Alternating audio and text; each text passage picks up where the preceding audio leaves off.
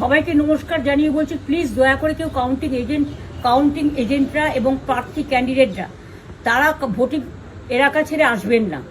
Strong রুমে যেখানে counting হচ্ছে, মানে সেন্টারে, সেখান ছেড়ে কেউ আসবেন না। এটা বিজেপির প্ল্যান। প্রথম 2-3 রাউন্ডে আমি কালকে থেকেই বলছি যে ওদেরগুলো আগে দেখাবে, আমাদেরগুলো পরে দেখাবে।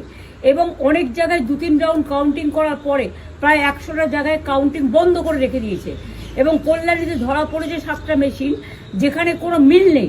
এটা টোটাল ফোর্স, পুলিশ সেন্ট্রাল ফোর্সকে দিয়ে চারিদিকে তৃণমূল কংগ্রেসের উপর অত্যাচার করছে, অফিস ভাঙছে, জোর করে দখল করছে। এসআইআর নামে আপনারা দেখেছেন ভোট লুট করেছে যাতে যে সিটগুলো জিততে পারে। কিন্তু এখনও এমন 70টা সিট আছে, 100টা সিট আছে যেগুলো আমরা এগিয়ে আছি, সেগুলো বলছে না। টোটালটাই মিথ্যে নিউজ খাওয়াচ্ছে। আগে ডিআইসিও এই খবরগুলো দিত, কিন্তু তাকে কালকে চেঞ্জ করে দেওয়া হয়েছে। টোটালটাই ইলেকশন কমিশন নিজের ইচ্ছে মতো খেলছে, এবং সাথে কেন্দ্রীয় বাহিনীকে নিয়ে।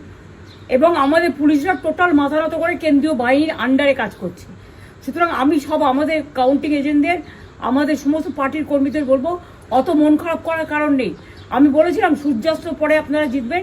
3 রাউন্ড 4 রাউন্ড কাউন্ট হলেও এটা 14 রাউন্ড থেকে 18 রাউন্ড কাউন্ট হয়, তখন আপনারা জিতবেন।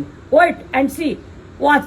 আমরা সবাই আপনাদের সাথে আছি, আপনারা কেউ ভয় পাবেন না, নিশ্চিন্তে থাকুন। আবার বাঘের বাচ্চার মতো লড়াই করে যাবো।